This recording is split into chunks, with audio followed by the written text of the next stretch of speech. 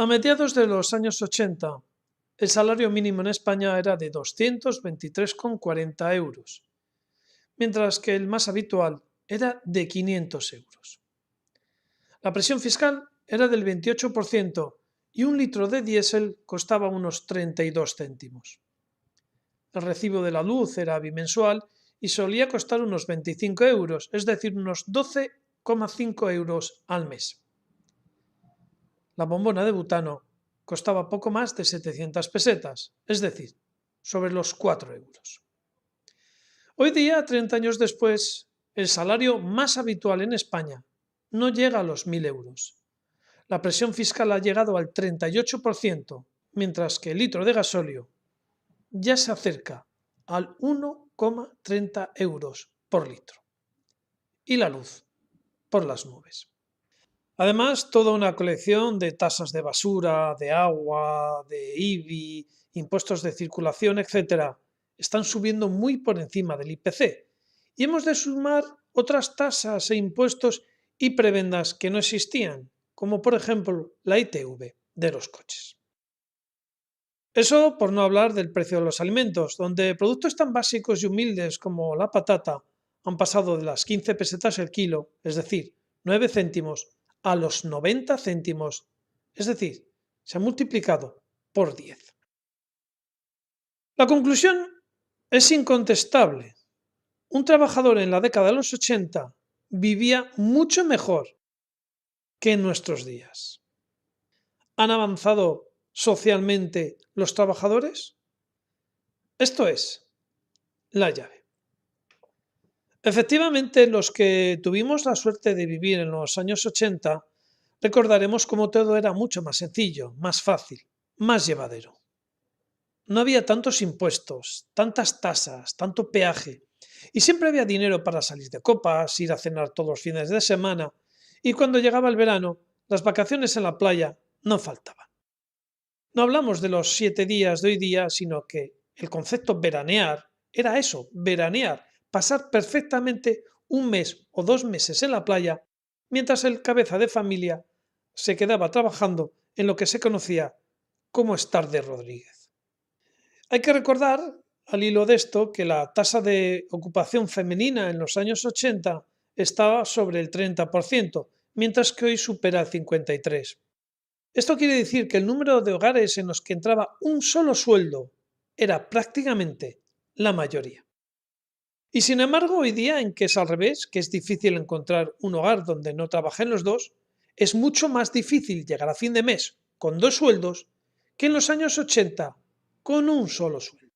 Entonces, ¿qué ha pasado? ¿Por qué los sueldos no han subido al nivel de los precios y las tasas? ¿Por qué hay más presión fiscal a la clase media? Porque antes vivíamos con un sueldo y ahora necesitamos 2 para llegar a fin de mes. La respuesta es simple. La clase media y trabajadora ha sido abandonada a su suerte. Los partidos de izquierda han desaparecido. La razón de esta mutuación, de esta transformación de los partidos de izquierda que han abandonado a la clase media y trabajadora por otros objetivos más o menos minoritarios, ha sido por una sencilla razón. Ya no son necesarios. Veréis, hasta 1989, la clase media y trabajadora en Europa era una privilegiada respecto al resto de sus compañeros de otras regiones del planeta. Se gozaba de cierta prosperidad, buenos servicios sociales como sanidad, educación y sobre todo estabilidad en los puestos de trabajo. Las nóminas eran razonables y los derechos se respetaban. Pero algo cambió a finales de los años 80, concretamente el 10 de noviembre de 1989. La caída del muro de Berlín fue el principio del fin del bienestar de la clase media. Ya no era necesario dar ejemplo a los países del Este. Estos se habían rendido a los cantos de sirena del capitalismo. Durante la Guerra Fría, la antigua Unión Soviética adquirió un tamaño y poder inusitado. Media Europa se convirtió en satélite o aliado del gigante soviético. Media Alemania, Albania, Bielorrusia, Bulgaria, Eslovaquia, Eslovenia, Moldavia, Polonia, Hungría, República Checa, Rumanía o Ucrania estaban bajo la influencia y control de la Unión Soviética. Y en algunos casos como Armenia, Azerbaiyán, Estonia, Georgia, Letonia o Lituania formaban directamente parte de la Unión Soviética. La expansión de la URSS no parecía tener freno. Por eso, el objetivo era claro: poner freno a dicha expansión y, por otra parte, revertir la influencia de la Unión Soviética en el continente europeo, concretamente en la clase media y trabajadora.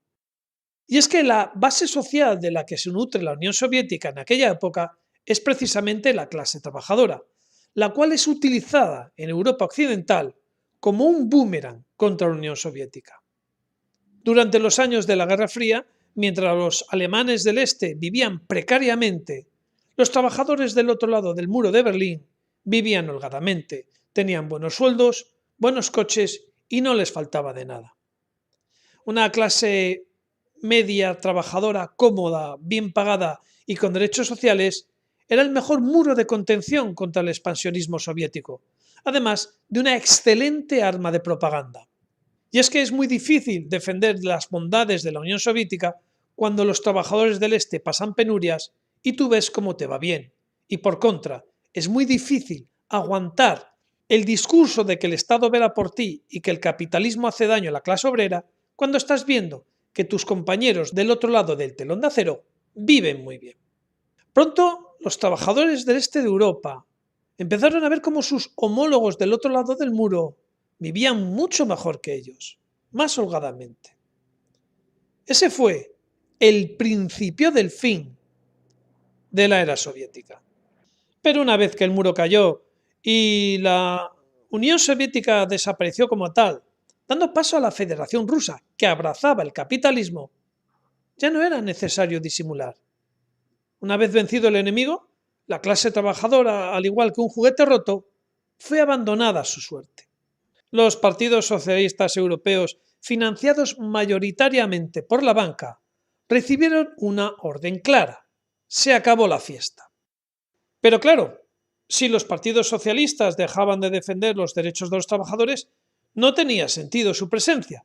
Por tanto, lo que hicieron fue inventarse un nuevo discurso, por lo cual, de una forma hábil, fueron poco a poco cambiando su discurso e introduciendo nuevos conceptos para la izquierda, fundamentalmente el derecho de minorías que no tenían ningún peso sobre el capital o la producción. Empezaron a introducir nuevos conceptos. Como en un juego de trileros, cambiaron la lucha obrera, el derecho a un sueldo digno o luchar por jornadas de trabajo o jubilación por conceptos minoritarios muy ajenos a la clase obrera, tales como los derechos de opción sexual, movimientos ecológicos o reivindicaciones de género, identitarias o lingüísticas.